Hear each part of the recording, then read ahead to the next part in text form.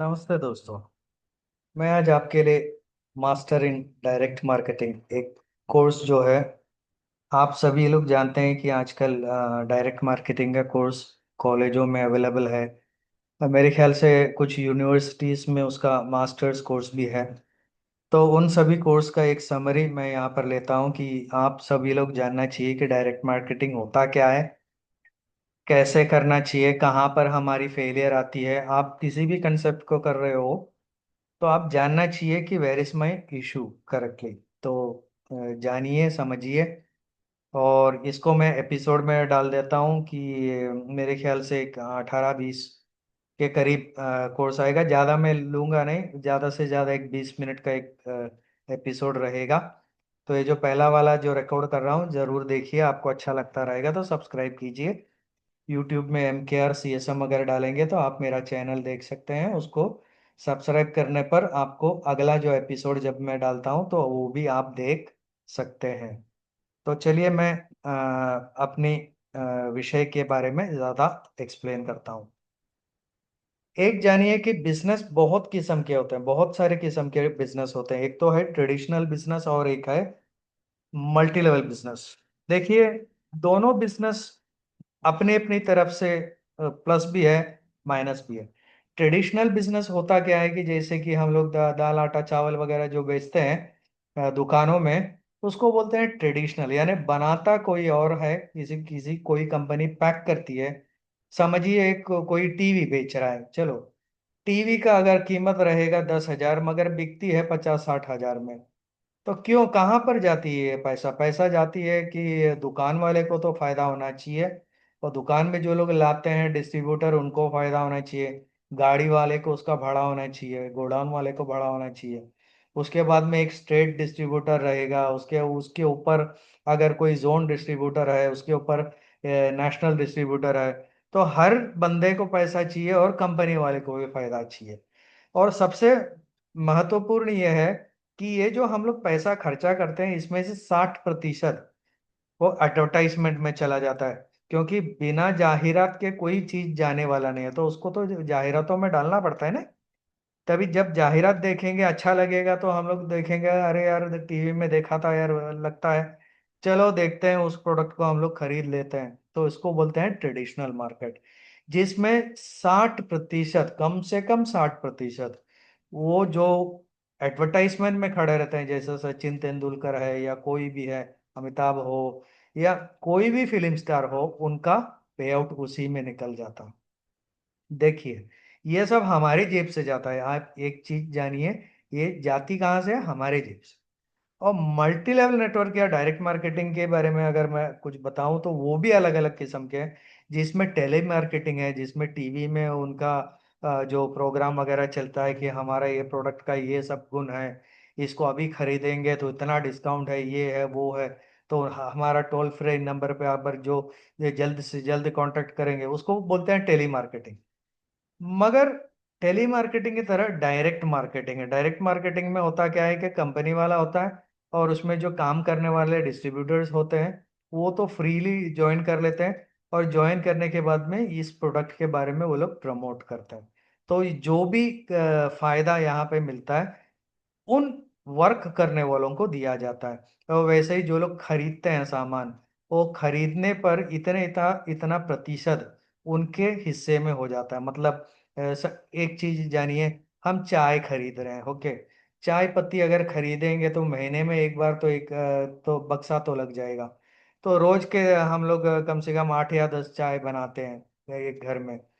और हर चाय बनाने के बाद में अगले महीने फिर चाय खरीदने जाएंगे। 1 साल के बाद में हम लोग पूछ रहे हैं कि दुकान वाले से पूछेंगे, यार मैं तो पिछले 1 साल 2 साल से तो मैं खरीद रहा हूँ, यार एक चाय पत्ती मेरे को फ्री दे दो, छोटा वाला। थोड़ी देते हैं वो, क्योंकि ये जो है डायरेक्ट मार्केटिंग में हो सकता है। क्योंकि डायरेक्ट मार्केटिंग में आप जो सामान खरीदते हो उसमें से जो एक मिनिमम डिस्काउंट है, रिपर्चेज बोनस जो जो होता है, वो आप ही के खाते में होता है। और जब जमा हो जाती है, इतना इतना जमा होते हैं, तो आप या तो उसको पैसे के रूप में खा से ले सकते हैं या प्रोडक्ट के रूप में ले सकते हैं। उसे कहते हैं डायरेक्ट मार्केटिंग। मतलब हमारा ही सामान हम ही खा लेंगे और हम ही इस्तेमाल करते हैं, हमारे कोई फायदा। उतना फर्क है यहाँ पे। और एक प्लस पॉइंट है कि डायरेक्ट मार्केटिंग में जो कि सामान का डुप्लीकेट का सवाल ही नहीं आता, क्योंकि आप बिल बनाए बिना आपको सामान खरीद नहीं सकते। कोई डुप्लीकेट सामान वो दुकान में बेच ही नहीं पाएगा, क्योंकि उसको तो बिल बनाना पड़ता है। और बिल जब बनेगा तो कंपनी में ऑनलाइन में होता है, तो बिना ऑनलाइन बिलिंग के वो हो ही नहीं सकता। तो अगर कोई एक्स्ट्रा सामान अगर वो वहां पर पड़ा रहेगा, दे के नॉट सेल इट, वो बेच ही नहीं पाएंगे, समझिए। तो इसको बोलते हैं, ये सब के अलग अलग किस्म के हैं। और क्या है कि दवाई हो, कुछ भी हो, टीवी हो, इवन सिनेमा के बारे में देखिए आप, कोई अच्छा सा फिल्म देख लिए, या कोई होटल में बहुत बढ़िया खाना मिल रहा है, तो आप दोस्तों से बोलते हैं यार वहाँ का खाना नया जो होटल आया है ना, अरे एकदम मस्त, ऐसा ऐसा मस्त खाना मैंने आज जिंदगी भर नहीं खाया। तो दोस्त लोग जाते हैं वहां पे खाते हैं, थोड़ी आपको कोई फायदा है। किसी फिल्म के बारे में आप बता रहे हैं, बाकी लोग भी वो फिल्म जाके देखेंगे, आपको थोड़ी फायदा है। लेकिन यहाँ पे डायरेक्ट मार्केटिंग में आपको अगर कोई चीज अच्छा लगा और आप किसी और को बताते हैं, तो उसमें आपको फिनेंशियल फायदा, पैसे में फायदा आ जाता है। ये एक बहुत बड़ा फर्क है। इसे कहते हैं डायरेक्ट मार्केटिंग, जो कि बिल्कुल लीगल है हिंदुस्तान में। सेंट्रल गवर्नमेंट में भी उसका है, और हर स्टेट में उसका गाइडलाइंस वगैरह है। और देखिए, हम लोग भी कभी ना कभी किसी न किसी के बताने से ज्वाइन किए थे, हैं। हमारा भी कोई कारण था, हम लोग क्यों ज्वाइन किए। या तो उस प्रोडक्ट के फायदे के लिए, या तो पैसे के फायदे के लिए। कुछ ना कुछ तो हमारा एक रीजन था, इसको हम लोग जानना चाहिए, लिखना चाहिए। सेल्स बहुत आसान है, सेल्स में कोई तकलीफ नहीं है। इतना ही है कि जब आप सेल कर रहे हैं, तो आप में अच्छाई होना चाहिए और विश्वास होना चाहिए। देखिए, आप किसी भी कंपनी में काम कीजिए, मगर एक चीज जानिए कि प्रोडक्ट सही में बढ़िया है, क्या प्रोडक्ट से सही में रिजल्ट मिलता है। क्या मेरे पास में ऐसा कोई एग्जाम्पल है। देखिए, ये बहुत इंपॉर्टेंट है, तब जाके हमारे को विश्वास होगा कि कहाँ पे यूएसए वगैरह में कहीं पे रिजल्ट मिल गया और हम यहाँ पर बात कर रहे हैं, तो उसमें कोई दम नहीं है। हमारे को कब विश्वास होगा कि हमारे आजू बाजू में कहीं पे मैं उनको देख चुका हूं, मैं जान चुका हूं, तो हमारा कॉन्फिडेंस ज्यादा बदल में आएगा। और मैंने अगर उस प्रोडक्ट का इस्तेमाल किया और मेरे ही घर में अगर रिजल्ट होगा, तो मेरा विश्वास बहुत बढ़ेगा। तो एक ही चीज है, विश्वास। ये बहुत बड़ा चीज है बिजनेस में। आप अगर जो चीज को बेचना चाहते हो, चाहे कोई कंसेप्ट हो, कुछ भी हो, आप उस पर उतना ही विश्वास और जोर लगाते हैं, तब जाके आपका प्रेजेंटेशन बढ़िया रहेगा, किसी के बताने से नहीं। क्योंकि बहुत लोग बोलते हैं कि यार वो तो डुप्लीकेट है, ये है वो है, लेकिन पूछिए कि कहाँ पर। अरे नहीं यार, वो तो उनसे पूछिए कि उसमें जो चम्मच है वो कौन सा कलर का है, तो बोलेंगे हाँ क्या उसमें चम्मच भी है। अरे उन्होंने कोई इस्तेमाल नहीं किया, गलत बोल रहे हैं, और हम लोग सुन के निराश हो रहे हैं। इसमें कोई मतलब नहीं है यार, सभी लोग ऐसे ही करते हैं। आप अपने आप पर विश्वास कीजिए, हर किसी के बंदे से बताइए, 24 घंटे आप जिससे भी मिलो सबसे बताइए। देखिए, हम लोग क्यों नहीं बताते, हमारे को ये जो आदत है स्कूल लेवल से है। कोई कुछ पूछ रहा है, टीचर कोई सवाल पूछती है, तो हम लोग आधा हाथ ऊपर उठाते हैं, कुछ उठाते नहीं है। लेकिन बाद में पता चलता है कि यार जवाब तो मेरे को मालूम था। अरे, कोई सवाल पूछ रहा है तो हाथ उठाएंगे तो दो ही चांस उसमें होता है ना, या तो सवाल का जवाब जो है गलत होगा, या सही होगा, और क्या। थोड़ी कोई मारने वाला है उसमें। और गलत होगा तो क्या है कि जो गलत है मुझे मालूम पड़ेगा, और मैं डरता क्यों हूं। डरता इसलिए हूं कि बाकी लोगों के सामने मैं गिर नहीं जाऊंगा। अब मैंने ऐसे बच्चों को देखा है, मेरे ख्याल से मैं 2 साल स्कूल में पढ़ा रहा था तभी, कुछ बच्चे थे गलत सवाल होगा तो भी हाथ उठाते हैं। तो फिर मैं उनसे पूछता, मेरे को मालूम है वो गलत ही उत्तर देने वाला है, लेकिन फिर भी अच्छा लगता था। लेकिन वो जो लड़का है वो जिंदगी में बहुत आगे निकल जाता है, क्योंकि उसमें हिम्मत है बात को फेस करने में, उसमें हिम्मत है गलती को दिखाने में, ताकि बाकी, उसमें ऐसा कोई ईगो नहीं है कि मैं छोटा हो जाऊंगा ये होगा। ईगो हमारे लिए बहुत बड़ा तकलीफ है। और हम बिजनेस प्लान बताने के लिए हमारे को बिजनेस प्लान जानना ही चाहिए। और इसको बताने से पहले हम जिसके पास जा रहे हैं उस बंदे के बारे में हमारा पढ़ाई बहुत बढ़िया होना चाहिए। उससे रिलेशन बनाना चाहिए। वो रिलेशन बनने के बाद में ही वो हमारे को एंटरटेन करेगा।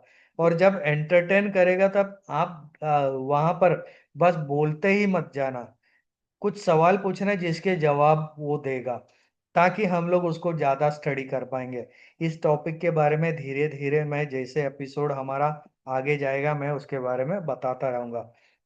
हमारे वर्क में डुप्लीकेशन बहुत इंपॉर्टेंट है। जो हम लोग एक एक बंदे को जो लाने में जितना एफर्ट दिया है, वही सेम एफर्ट अलग अलग जगह पे जितना इजीली हम डुप्लीकेट कर पाएंगे, औरों को जब सिखा पाएंगे।